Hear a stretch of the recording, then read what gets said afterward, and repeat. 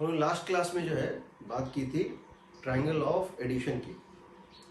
तो डिराइव किए थे कि ट्रायंगल लॉ में फॉर्मूला क्या होता है। अगर वेक्टर ए का मैग्नीट्यूड पता हो, वेक्टर बी का मैग्नीट्यूड पता हो, एंगल दोनों बीच में पता हो, तो रिजल्टेंट का मैग्नीट्यूड और डायरेक्शन कैसे निकालते हैं। कुछ मैथ है उसको हम याद रखेंगे। सम मैथमेटिक्स ये हमको याद रखना है।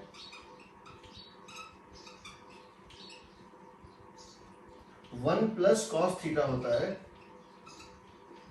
2 cos square theta by 2। 1 minus cos theta होता है 2 sine square theta by 2। Sine theta होता है 2 sine theta by 2 cos theta by 2।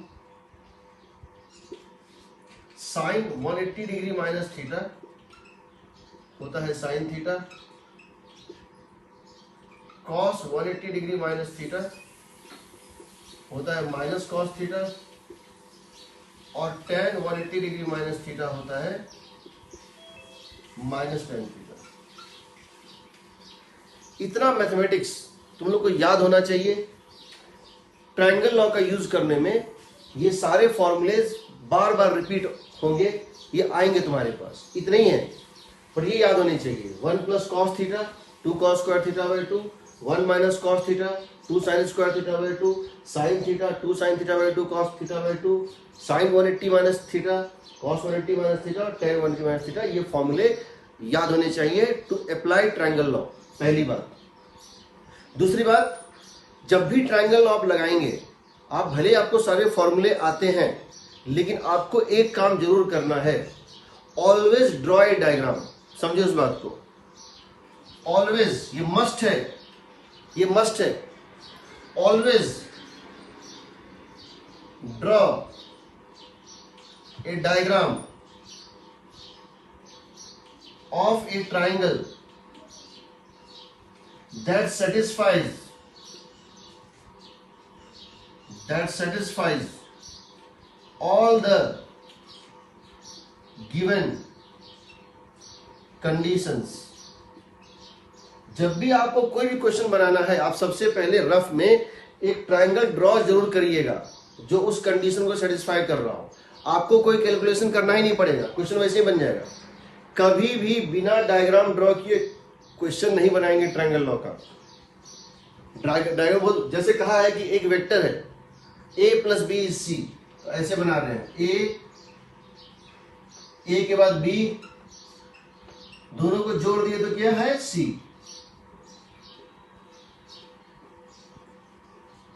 यहां से यहां गए, फिर यहां से यहां गए, तो यहां से यहां गए। क्वेश्चन में दिया है a vector c vector a and vector b। Vector c vector a plus vector b, ये हो गया। अब नेक्स्ट लाइन में लिखा हुआ है कि a is equal to b is equal to c। तीनों साइड बराबर है, जो लेंथ a की है वही b की, वही c की है। तो कैसा बनेगा, एक इक्विलैटरल ट्रायंगल बनेगा। थोड़ा इसको मॉडिफाई कर लेते हैं, ऐसा बनेगा। ये होगा वेक्टर a, ये होगा वेक्टर b, ये होगा वेक्टर c। अगर क्वेश्चन में लिखा है कि a b और c तीनों की साइड लेंथ बराबर है, जो लेंथ इसकी है वही लेंथ इसकी है, वही लेंथ इसकी है, तो ये क्या बन गया, इक्विलैटरल ट्रायंगल। अब अगर क्वेश्चन पूछेगा find the angle between vector A and vector B, तो कोई भी निकाल लेगा। बताओ, ये एंगल चूंकि इक्विलैटरल है ट्रायंगल, ये एंगल कितना 60 डिग्री, ये कितना 60 डिग्री, ये कितना 60 डिग्री। तो वेक्टर ए और बी में एंगल कितना हो जाएगा बताओ, 120 डिग्री।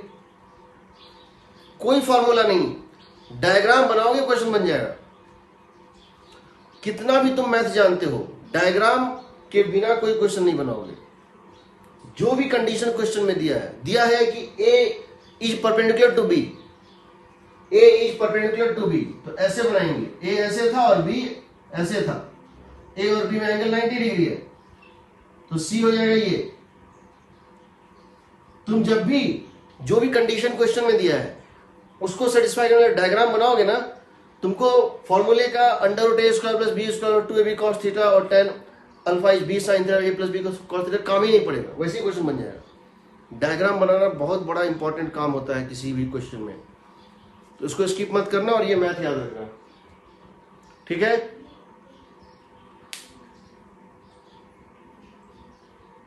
एग्रीड। अब चलो, अगर हमको दो इक्वल वेक्टर को ऐड करना हो तो कैसे करेंगे? इसको मिटा रहे हैं, ऑलवेज ड्रॉ द डायग्राम। हम देखेंगे इलस्ट्रेशन में।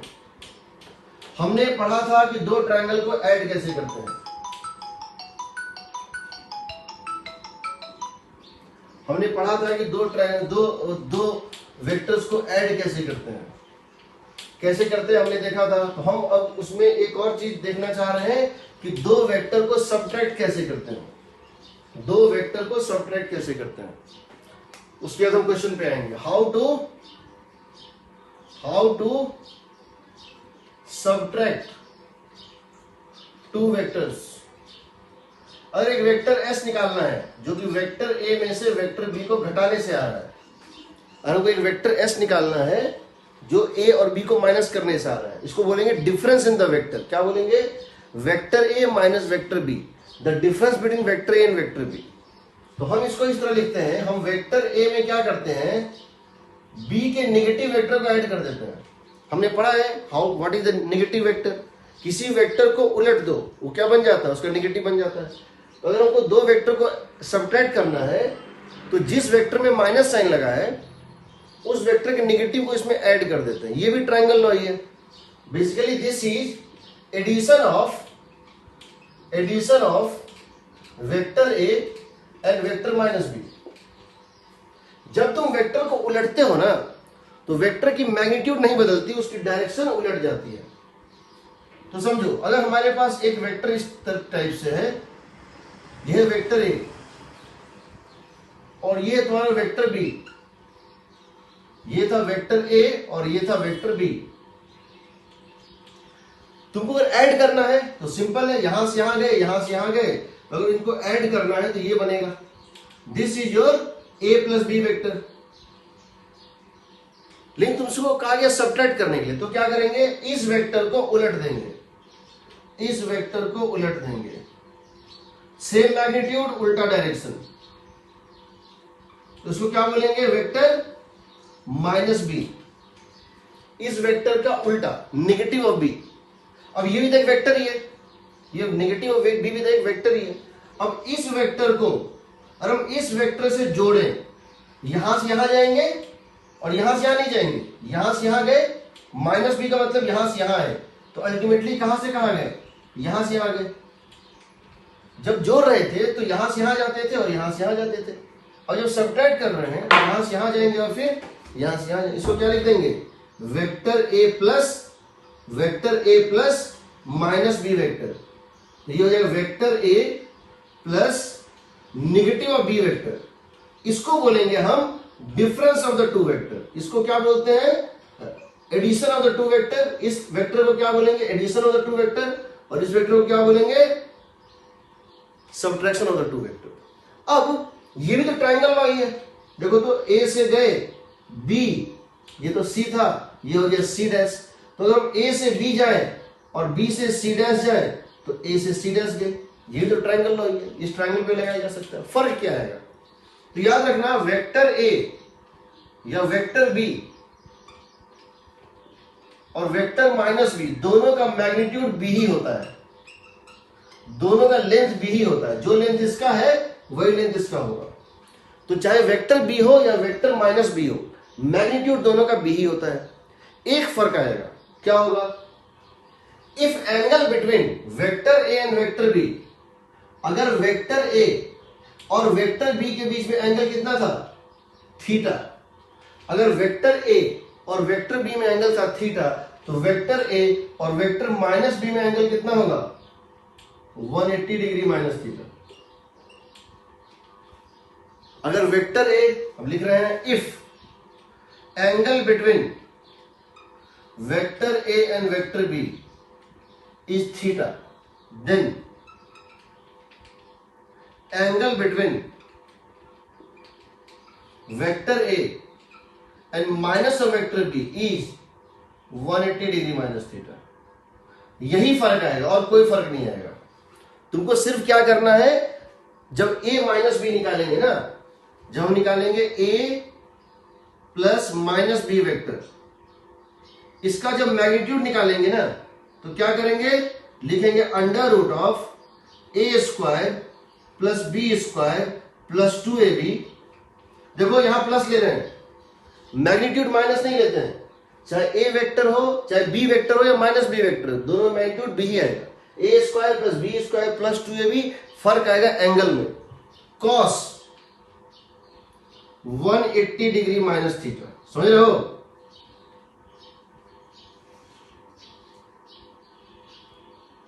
और ये अगर एंगल बना रहा है कितना, ये अगर एंगल बना रहा है बीटा, किसके साथ, ये अगर एंगल कितना बना रहा है वेक्टर ए के साथ, बीटा। सम कितना बना रहा था, अल्फा। अल्फा क्या लिखते थे, tan alpha is B sine theta by A plus B cos theta. यहां क्या लिखेंगे, tan beta the angle made by the resultant of vector A and vector minus B. अगर ये बीटा एंगल बना रहा है, tan beta is B sine by A plus B cos. पहले क्या था, B sine theta by A plus B cos theta. यहां theta ये क्या डाल देंगे, 180 डिग्री माइनस थीटा। तो याद रखना, अगर तुम ऐड कर रहे हो तो एंगल कितना ले रहे हो, थीटा। अगर तुम दो वेक्टर को ऐड कर रहे हो तो एंगल कितना ले रहे हो, थीटा। जब तुम दो वेक्टर को सब्ट्रैक्ट करोगे तो एंगल क्या लोगे, 180 माइनस थीटा। जहां जहां थीटा है वहां क्या आ जाएगा, 180 माइनस थीटा, बाकी कोई चेंज नहीं आएगा, आंसर आ जाएगा। ठीक है, तो ये है वेक्टर ए प्लस वेक्टर बी और ये है vector A minus vector B. अब cos 180 माइनस थीटा हम लिख चुके हैं, माइनस cos थीटा होता है, और sin 180 minus theta sin theta होता है। ठीक है, कोई डाउट?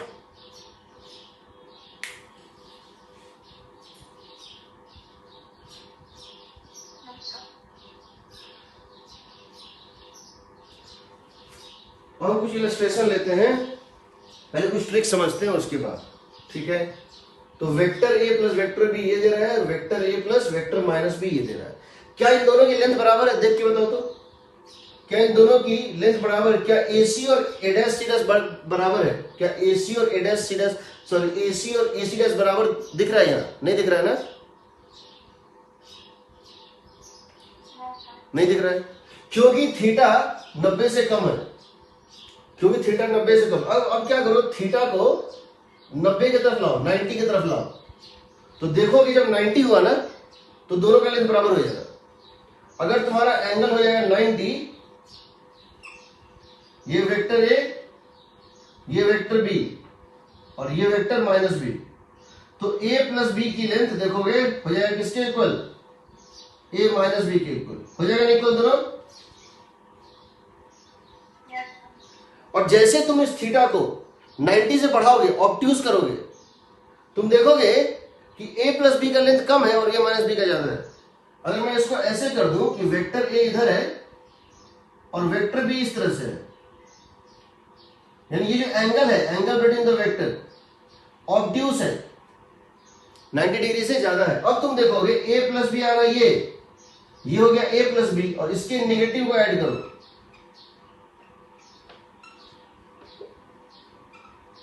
ये क्या हो जाएगा, ए माइनस बी। समझ रहे हो?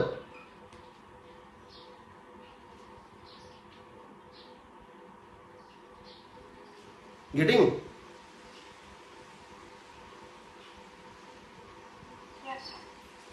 ये अगर थीटा है, वो कैसे होता है वो भी बता रहे हैं, वो मैथमेटिकली भी निकाल सकते हैं और डायग्राम से भी निकाल सकते हैं। जब एंगल 90, तो ए प्लस बी और ए माइनस बी का लेंथ बराबर होता है, लेंथ ए प्लस बी का मैग्नीट्यूड और ए माइनस बी का बराबर होता है जब 90 होता है। जब एंगल 90 से कम होता है ए और बी में, जब एंगल 90 से कम होता है ए और बी में, तो ए प्लस बी का लेंथ बड़ा होता है और ए माइनस बी के लेंथ से के कंपैरिजन में। जबकि अगर ऑब्ट्यूज होता है, 90 और 180 के बीच में होता है angle between the two vectors, तो ए प्लस बी का मैग्नीट्यूड छोटा होता है compare to A minus B के।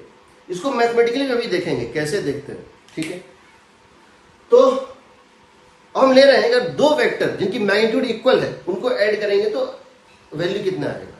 ठीक, हम एक क्वेश्चन ले रहे हैं, एक सिचुएशन ले रहे हैं और अब हम जो भी काम करेंगे उसको मैथमेटिकली भी करेंगे और डायग्रामेटिकली भी करेंगे, और हम देखेंगे डायग्राम से कितना आसानी से बनता है कंपेयर टू मैथमेटिक्स के। मैथमेटिक्स लेंथी प्रोसेस है, डायग्राम बहुत शॉर्ट प्रोसेस है। देखो कैसे।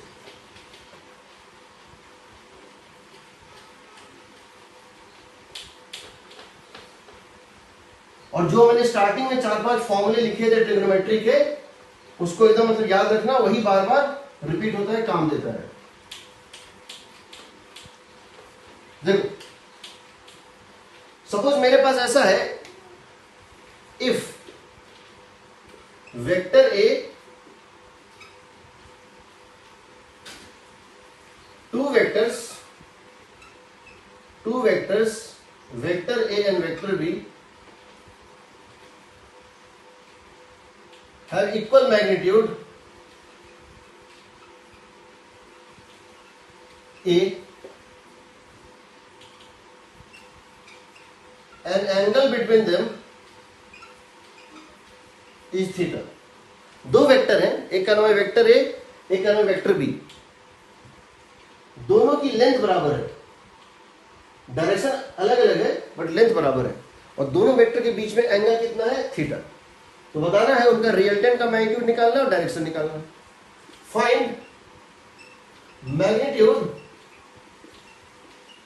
And direction of their resultants, their addition and subtraction.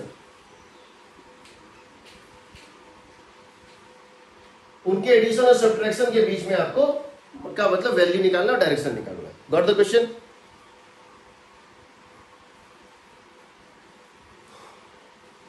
पहले ले रहे हैं एडिशन। जब ऐड करेंगे वेक्टर ए प्लस वेक्टर बी, होता क्या है, इसका मैग्नीट्यूड क्या होता है बताओ, under root of A square plus B square plus 2ab cos theta। If the angle between vector A and vector B, if the angle between vector A and vector B is theta, तो A plus B, vector A plus vector B का जो magnitude होता है length, वो होता है under root a square plus B square plus 2ab cos theta. चूंकि यहां पर A और B सेम है, कह रहा है कि जो मॉड ऑफ A है, जो मैग्नीट्यूड ऑफ A है और जो B है वो सेम है, तो क्या करते हैं, B की जगह A डाल देते हैं। ये लेंथ है, ये कितना आ जाएगा बताओ, ये आ जाएगा under root of 2a square plus a square 2a square plus 2a square cos theta. तो 2a square plus 2a square cos theta. हम क्या करते हैं, इसमें से 2a स्क्वायर कॉमन ले लेते हैं, आ जाएगा 1 plus cos theta. What is 1 plus cos theta, मैंने स्टार्टिंग में लिखा था। What is 1 plus cos theta, 2 cos square theta by 2। 1 plus cos theta होता है 2 कॉस स्क्वायर थीटा बाई 2। तो देखो 2 इंटू 2 का रूट कितना हो गया, 2। 2 इंटू 2 का रूट हो गया 2, ए स्क्वायर का रूट हो गया ए, और कॉस स्क्वायर का रूट हो गया कॉस। तो आंसर कितना आ रहा है, 2a cos theta by 2। Agreed? इसको हम डायग्रामेटिकली भी समझ सकते हैं। कैसे, ये वेक्टर ए, ये वेक्टर बी,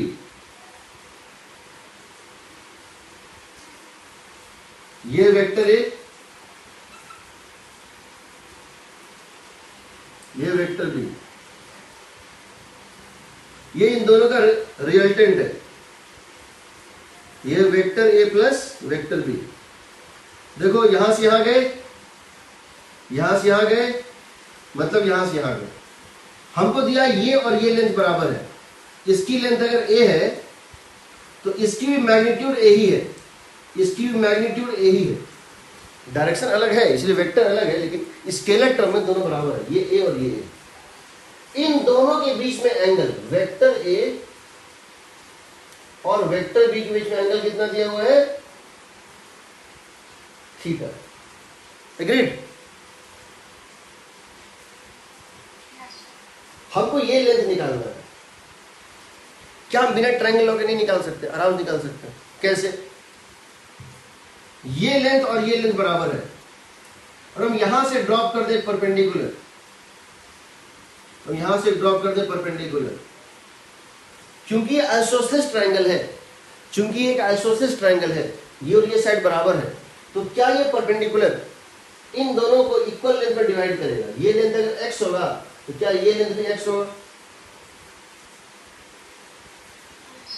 किसी आइसोसेलेस ट्रायंगल में उसके थर्ड वर्टेक्स सिमेट्रिक वर्टेक्स अगर ड्रॉ किया है परपेंडिकुलर, ये और ये बराबर होगा। अब जरा ये बताओ, ये एंगल था थीटा, ये कितना था 180 माइनस थीटा, तो ये कितना है बताओ? What is this angle? 180 minus theta का half, 90 degree minus theta by 2, सही है। ये टोटल एंगल था थीटा, तो ये कितना हो जाएगा 180 माइनस थीटा, बट ये और ये लेंथ बराबर है, ये एंगल बाइसेक्टर होता है, तो ये एंगल कितना हो जाएगा 180 डिग्री माइनस थीटा का हाफ, ये हो गया 90 डिग्री माइनस थीटा बाई 2। अब बताओ ये लेंथ कितनी है a, तो ये लेंथ कैसे निकालें, x कैसे निकालें? तो इस ट्रायंगल में क्या करते हैं, लगा देते हैं साइन, इस ट्रायंगल में देखो ये जो राइट एंगल ट्रायंगल दिख रहा है ऐसे करके, इस राइट एंगल ट्रायंगल लगा देते हैं sine 90 degree minus theta by 2, sine 90 degree minus theta by 2 is equal to sine 90 degree minus theta by 2 is equal to perpendicular by hypotenuse. Perpendicular कितना है x, परपेंडिकुलर कितना है x, हाइपोटेन्यूज कितना है a, तो क्या इसको लिख सकते हैं साइन 90 माइनस थीटा कितना होता है cos थीटा, तो x की वैल्यू कितनी हो गई a cos थीटा। देखो ये लेंथ है a, ये लेंथ है a, ये एंगल है 90 डिग्री माइनस थीटा बाई 2, यहां हम लगा रहे हैं sine theta by 2 is equal to perpendicular by hypotenuse x by perpendicular value x, इसकी value a, sine 90 minus theta by 2 होता है cos theta by 2, sorry sine 90 degree minus theta by 2 होता है cos थीटा बाई 2, तो x की value कितनी आ गई a cos theta by 2। अब उसका डबल है ना, ये लेंथ क्या है उसका डबल है, इसका मतलब लेंथ क्या आएगा 2a cos theta by 2, so 2x की वैल्यू हो गई 2a cos थीटा बाई 2, पहली बात। दूसरी बात, अब मैं यहां पे क्वेश्चन पूछूं, क्वेश्चन नंबर 1, दो वेक्टर हैं जिनकी मैग्नीट्यूड दोनों की a है, और जब जोड़ते हैं तो जो रिजल्टेंट आता है उसका मैग्नीट्यूड भी a ही है, समझ लो। If resultant vector also have magnitude a, जो इस वेक्टर का रिजल्टेंट है, जो वेक्टर ए का रिजल्टेंट है, जो वेक्टर ए का मैग्नीट्यूड है वही वेक्टर बी का मैग्नीट्यूड है, और वही दोनों के वेक्टर सम का ही मैग्नीट्यूड है, तो बताना है what is the angle between the two vectors. अगर रिजल्टेंट की मैग्नीट्यूड और फर्स्ट वेक्टर और सेकंड वेक्टर की जो मैग्नीट्यूड है वही मैग्नीट्यूड उसके रिजल्टेंट वेक्टर की भी है, तो the resultant vector also has magnitude a, find angle between the vectors, angle between the vectors. तो क्या करेंगे बताओ, तो हमको ये दिया हुआ है कि जो रिजल्टेंट है ये a प्लस बी, उसका लेंथ भी a ही है, ये जो रिजल्टेंट वेक्टर निकल रहा है ना इसका लेंथ भी a ही है, तो a इसको डाल देते हैं और इसको क्या डाल देंगे 2a cos theta by 2, 2a cos theta by 2 का वैल्यू भी a ही है, तो ये और ये कट गया, cos थीटा बाई 2 कितना आ गया बताओ 1/2, थीटा बाई 2 कितना आ गया 60 डिग्री, थीटा कितना आ गया 120 डिग्री। अगर दो वेक्टर के बीच में एंगल 120 डिग्री होगा, उनकी मैग्नीट्यूड इक्वल है, तो उसका रिजल्टेंट का मैग्नीट्यूड उसके इक्वल ही होगा। कैसे? हम इसको ट्रायंगल से बना सकते थे, यहां एक बनेगा इक्विलैटरल ट्रायंगल, यहां क्या बनेगा एक इक्विलैटरल ट्रायंगल बनेगा। क्यों बनेगा? देखो vector A plus vector B is vector A plus B, vector A यहां से यहां, वेक्टर बी यहां से यहां, vector A starting to end point, तीनों का लेंथ इक्वल है, जो वेक्टर ए का लेंथ है वही बी का और वही रिजल्टेंट का भी है, तो क्या ये इक्विलैटरल ट्रायंगल है? So this angle is 60 degree, but angle between vector A and B ये नहीं है. This is not the angle between vector A and vector B. The angle between vector A and vector B is this. हम बता चुके हैं tail से tail मिलाना है. So angle between them is 120 degree. मान लो तुमसे ये कहा जाए question number 2, if resultant has magnitude √3 है. कितना? √3 है. अगर वेक्टर ए और वेक्टर बी मिलके वेक्टर बना रहा है और पहले वेक्टर की मैग्नीट्यूड ए है, दूसरे वेक्टर की मैग्नीट्यूड बी है और दोनों के ए है, पहले वेक्टर की मैग्नीट्यूड भी ए है, दूसरे की भी ए है और इनका रिजल्टेंट बन रहा है वो √3 है, तो बताना है उनके बीच में एंगल क्या होगा. तो क्या करेंगे हम? इस क्वांटिटी को किससे इक्वेट कर देंगे? √3a से. हम बोलेंगे √3a किसके बराबर हो जाएगा? 2a cos θ/2 होगा ना. So what is cos θ/2? So what is cos θ/2? So cos θ/2 would be equal to, यहां से आएगा कि cos θ/2 की वैल्यू कितनी आ रही है बताओ? √3/2. किस एंगल के लिए cos √3/2 होता है पता है ना? 30 डिग्री के लिए. So θ/2 is 30 degree. So theta is 60 degree. तो हमको इसको याद रखना है. जब भी दो वेक्टर जिनकी मैग्नीट्यूड इक्वल है, जो दो वेक्टर जिनकी मैग्नीट्यूड ए है, दोनों की लेंथ बराबर है, अगर वो इस तरह से हैं, अगर वो ऐड किए जाते हैं तो उसका रिजल्टेंट आता है 2a cos θ/2. अभी देखेंगे जब सब्ट्रैक्ट करेंगे आएगा 2a sin θ/2. अगर सब्ट्रैक्ट करेंगे तो कितना आएगा? 2a sin θ/2. जब ऐड करेंगे तो 2a cos θ/2.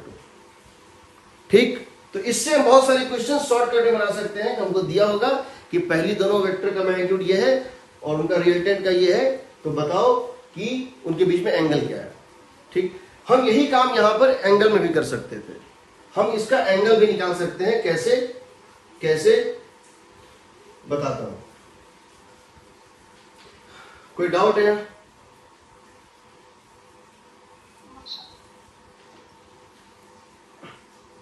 अब जरा इन्हीं दोनों को सब्ट्रैक्ट करके भी देख लेते हैं. सब्ट्रैक्ट करके भी देख लेते हैं. अगर दो वेक्टर को सब्ट्रैक्ट करते हैं तो लिखते हैं वेक्टर ए प्लस माइनस बी, और दो वेक्टर को सब्ट्रैक्ट करते हैं तो ये हो जाएगा, इसका मैग्नीट्यूड क्या हो जाएगा बताओ? इसका मैग्नीट्यूड हो जाएगा √a² plus b² plus 2ab cos 180 degree minus theta. सिर्फ थीटा ही है कितना?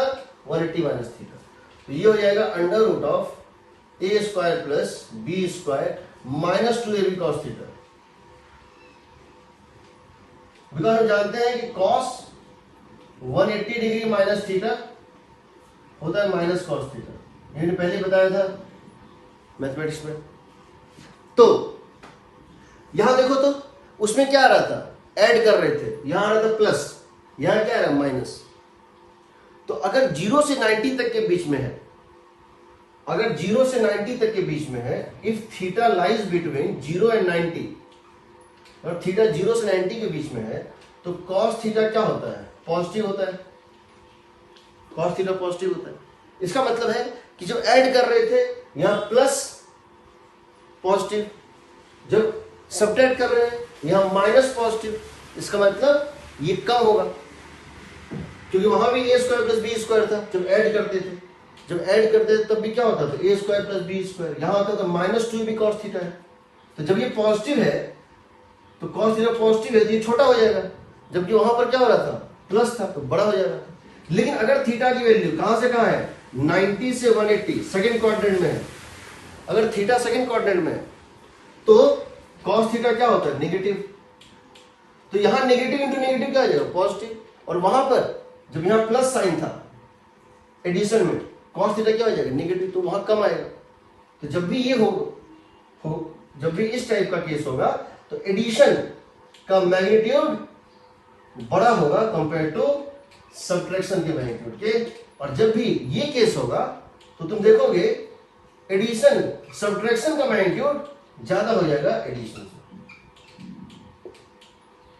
अब ये बताओ यहां अगर ऐसा हो जाए, अगर वेक्टर ए का मैग्नीट्यूड और वेक्टर का मैग्नीट्यूड दोनों का ए ही है, सेम है, अगर ए और बी दोनों का मैग्नीट्यूड सेम है, तो उस केस में सब्ट्रैक्शन का मैग्नीट्यूड क्या हो जाएगा बताओ? Under root of A square plus A square minus 2 into A cos theta होगा।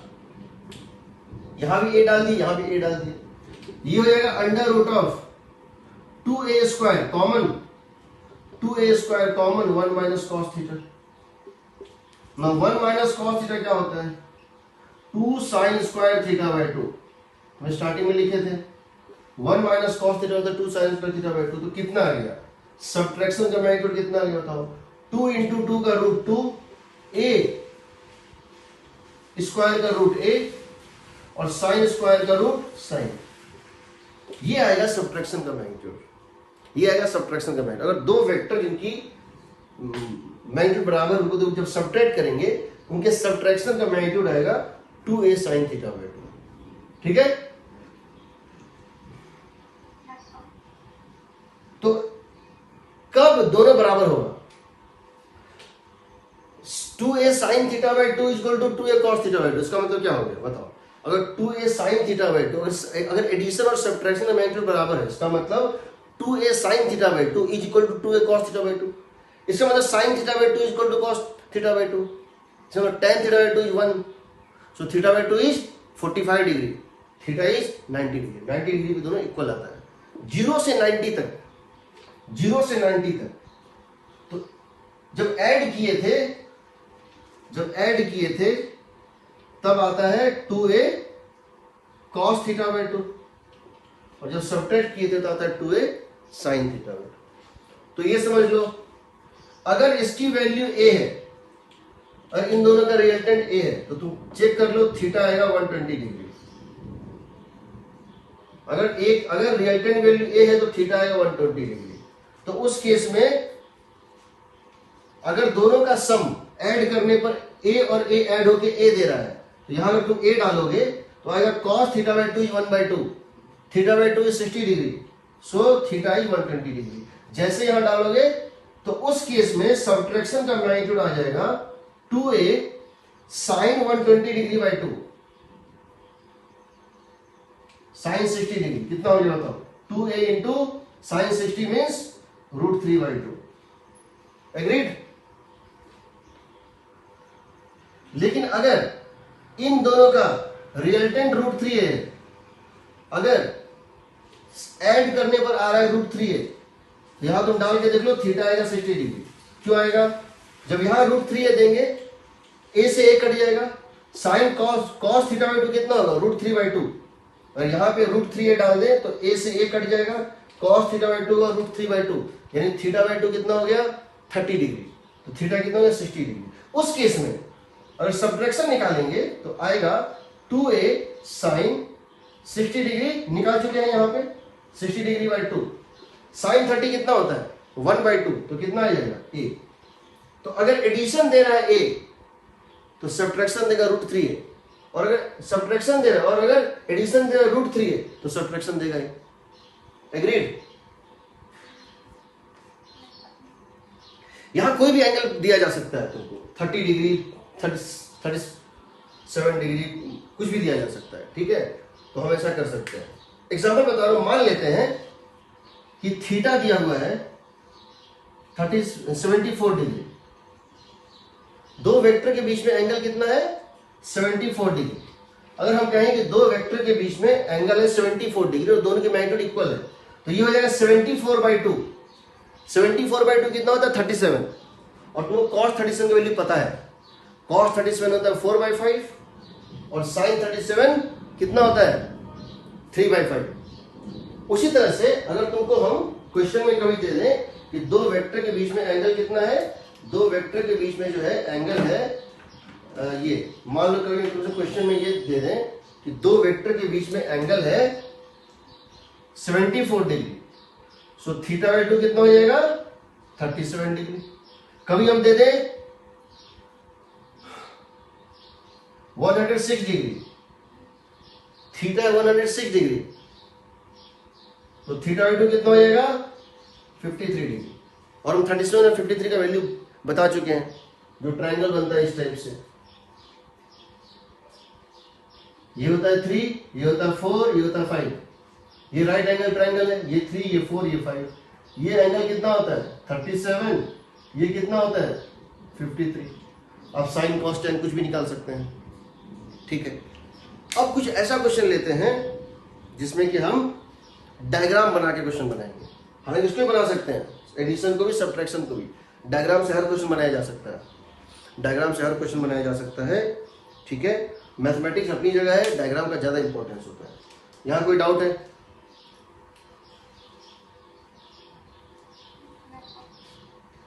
अब एक ट्रायंगल, जब भी तुम ट्रायंगल लगाते हो तो एक ट्रायंगल बनता है। एक ट्रायंगल की कुछ प्रॉपर्टी होती है, एक ट्रायंगल की कुछ प्रॉपर्टी होती है। एक प्रॉपर्टी होती है कि कोई भी दो साइड का लेंथ का सम, किसी ट्रायंगल के दो साइड के लेंथ का सम हमेशा थर्ड साइड से बड़ा होता है ना।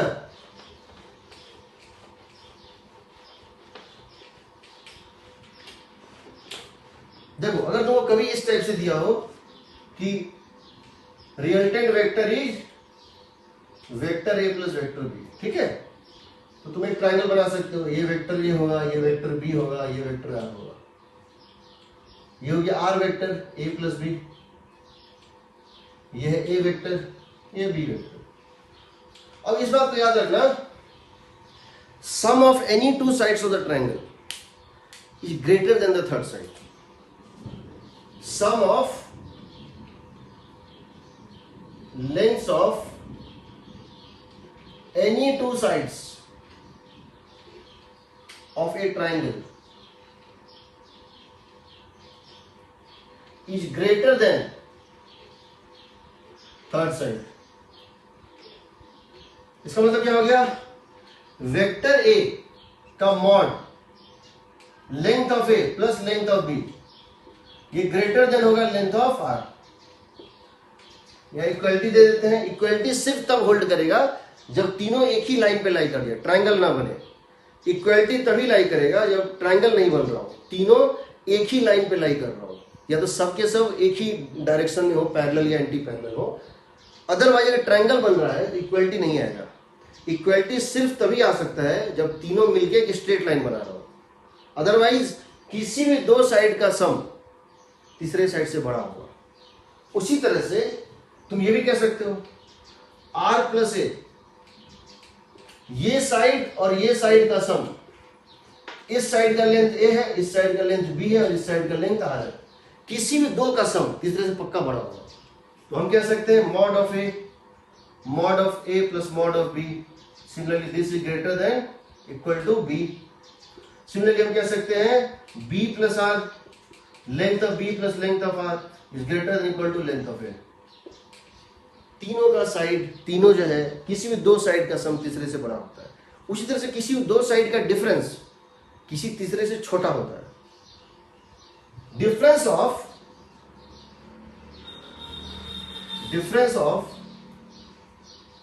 Lengths of any two sides, difference of lengths of any two sides of a triangle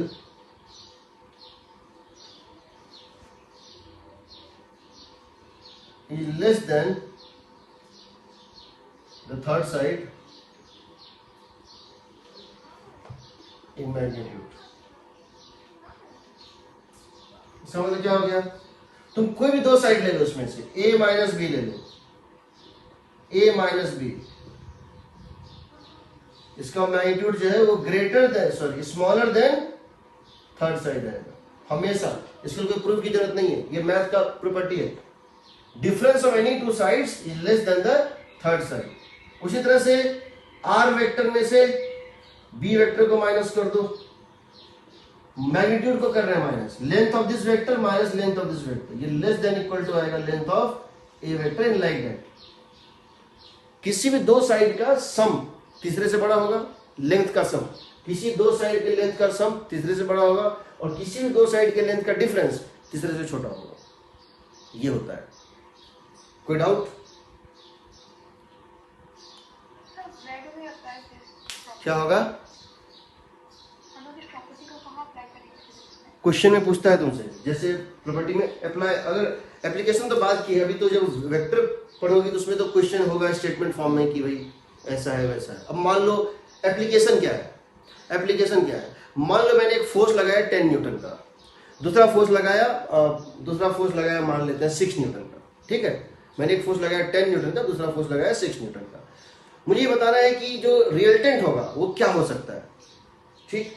तो जरा समझो कि अगर मेरे पास दो फोर्स है, एक फोर्स है 10 न्यूटन का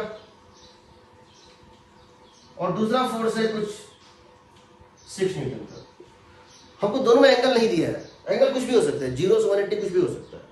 एक 10 है और 6 है। तो ये बताओ कि दोनों का रिजल्टेंट जो है, इन दोनों को जोड़ने पे, इसको बोल रहे हैं F1 वेक्टर, इसको बोल रहे हैं F2 वेक्टर। मान लेते हैं F1 plus vector F2 vector को जोड़ने से क्या आ रहा है, F वेक्टर आ रहा है। इन दोनों को जोड़ने से F वेक्टर आ रहा है। तो क्या हमको एंगल नहीं पता है, क्या हम ये कह सकते हैं कि F जो होगा, ये F जो होगा वो 16 से छोटा होगा? पक्का? एक बात गारंटेड है कि F की value F is less than equal to 16, उससे बड़ा नहीं हो सकता।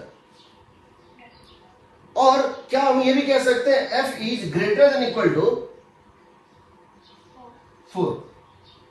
तो हमको अगर पूछे इन दोनों को मिला के एक वेक्टर बनाना है, एंगल हम वेरी कर सकते हैं। ये वेक्टर, इसकी मैग्नीट्यूड पता है, इसकी मैग्नीट्यूड पता है, एंगल दोनों नहीं पता है। क्या ये दोनों वेक्टर मिलके, क्या ये दोनों वेक्टर आपस में किसी भी एंगल पर कंबाइन करके हमको 2 न्यूटन दे सकते हैं? तो नहीं दे सकते हैं, इससे कम नहीं दे सकते हैं। F की वैल्यू कहां से कहां लाई करेगी? दोनों के डिफरेंस 4 से दोनों का सम 16 तक। ये दोनों वेक्टर मिलके तुमको 2 न्यूटन 3 न्यूटन नहीं दे सकता है। ये दोनों वेक्टर मिलके तुमको 20 न्यूटन नहीं दे सकता है। ये दोनों मिलके 12 न्यूटन दे सकता है, 8 न्यूटन दे सकता है। 4 से लेकर 16 के बीच में ही देगा। 4 कब देगा? जब बिल्कुल एंटी पैरेलल होगा। एंटी पैरेलल मतलब एक राइट एक लेफ्ट। ये कब देगा 16? जब दोनों एक डायरेक्शन में होगा, पैरेलल होगा। बाकी उसके बीच में देगा, for different angle different value देगा, बट इसके रेंज के बाहर नहीं जा सकता है। ठीक है, अब देखो ये और कुछ क्वेश्चन लेते हैं।